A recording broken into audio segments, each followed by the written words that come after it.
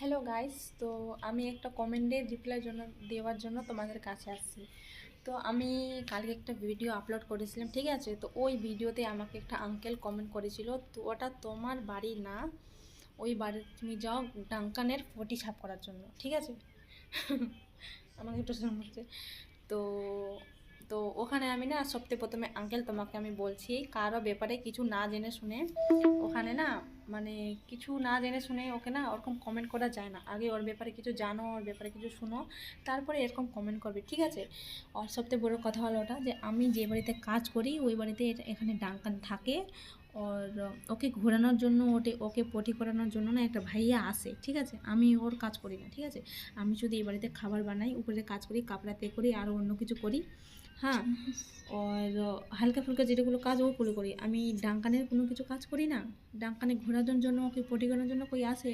আর তোমার কোনো অধিকার নেই আমাকে এরকম কমেন্ট করার, গেন্দা কমেন্ট করার, ঠিক আছে? জেনে নাও। আর তুমি আমার চরিত্রের কথা বলছো যে তুমি পটি সাফ করো। তুমি কি করো? তুমি কি কাজ করো না? তুমি কি বিনা কাজ করে বাড়িতে থাকো? তুমি তো কিছু না কিছু করো। তাই জন্য বলছি, আগে নিজের চরিত্র দেখো, তুমি কি কাজ করো ওটা দেখো আগে, তারপরে আমাকে কমেন্ট করবে, ঠিক আছে? বাজে কথা।